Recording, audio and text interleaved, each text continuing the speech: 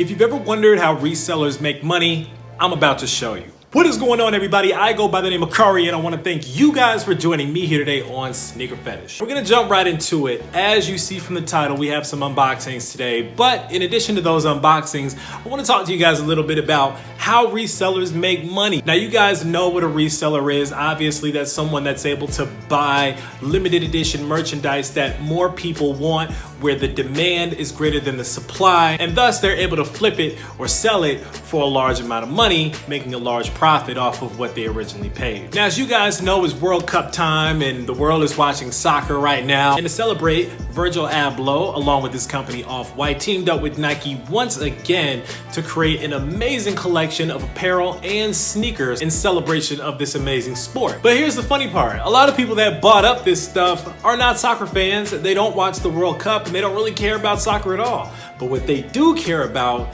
is the resale market. Now, if you guys remember a long time ago, the owner of StockX mentioned that the resale market was somewhere around $2 billion. And that's not million, that's billion with a B. That's how much money people are making off of reselling stuff. And it's not always just sneakers. It could be anything from socks, like these here are the Off-White soccer socks from the new Nike collection. It could be a soccer ball. This is the exterior of the soccer ball package. Here's the inside of the box. Here's the innermost portion of the box. You get a nice little Off-White sticker there, meticulously crafted, individually distressed, one of a kind. Of course, you get a nice soccer ball stand that says Off-White, and here is the ball. As you can see, there's some Nike emblems. There's an approved by Off-White emblem, and then the outfit and sporting goods insignia as well. And of course, the ball sits on the stand just like that. One of the most coveted pieces from the collection were the t-shirts. Personally, I'm not opening up the t-shirt because I actually sold the t-shirt, and that's what I want to talk to you guys about today. A lot of people think that reselling is really easy. They think that you just walk into a store, buy something, and you find somebody to sell it to.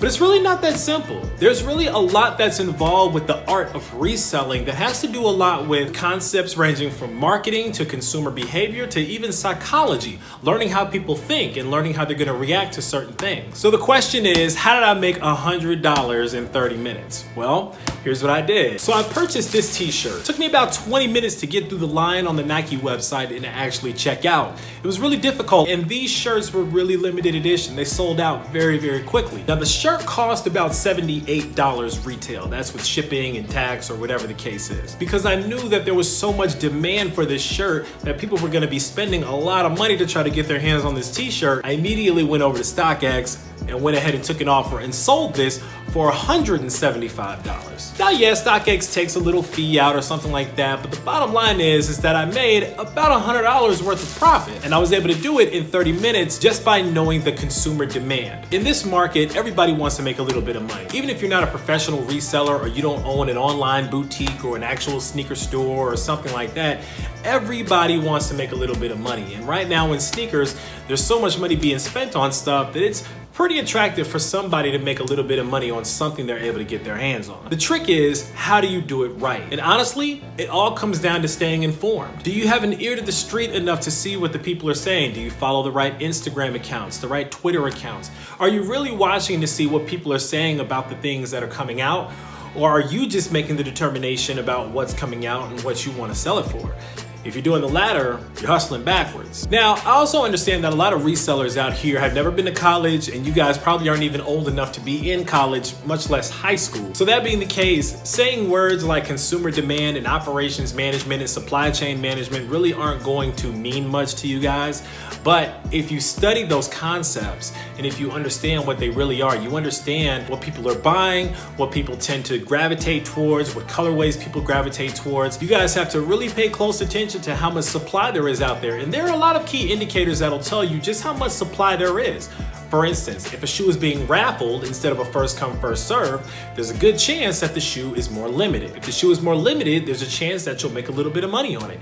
So don't go for a shoe that's a first come, first serve thinking that you're gonna make money on it, because chances are you probably aren't. A first come, first serve simply means that there are so many pairs of the shoes available that the company isn't really concerned about selling out, or selling out to a point where there's going to be a lot of demand for more pairs after the inventory is gone. Whereas for a raffle, the inventory is so limited that you have to have a way of picking people fairly And I use that term loosely because we all know that there are raffles that are rigged out there. But you have to have a fair process to give everybody a fair shot at getting the shoe because we know that there aren't enough for everybody. That simple concept will let you know where you need to focus your efforts on. Now, of course, you have situations like this apparel where the apparel wasn't necessarily raffled, but there was still a lot of demand on it because we knew that anything with the name Off-White on it is probably gonna sell out pretty quickly and have some kind of resale value on it. But that's pretty much it.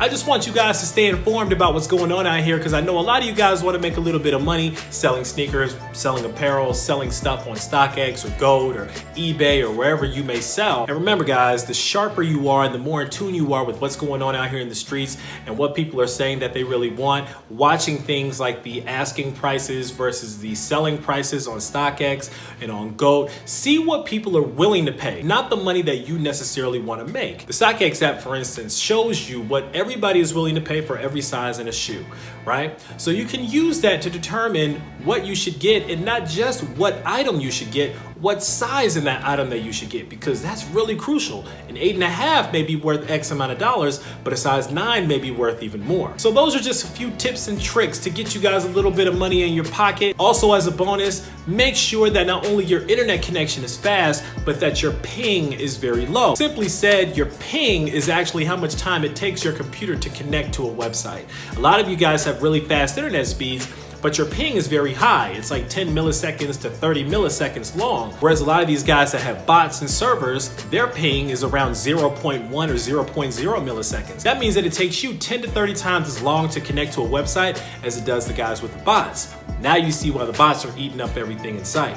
Get it? So look for ways that you can decrease your ping time and the milliseconds of your ping on your home internet connection, and I think that you'll find a lot more success that way. If you guys have any more questions about reselling, if you guys have any questions about internet speeds, if you guys have any questions about things to look out for, drop a comment down below. And if you like what you saw today in unboxing the Nike and Off-White collection for the Soccer World Cup, or in any of the advice that I gave you today, be sure to leave a like as well. If you're not subscribed, make sure that you subscribe so that you don't miss out on unboxings of more exclusives like these, or more tips and tricks on how to become a better reseller or a better business mind in general. Again, I go by the name of Kari, and I want to thank you guys for joining me today here on SneakerPhetish. Until next time, I'm out.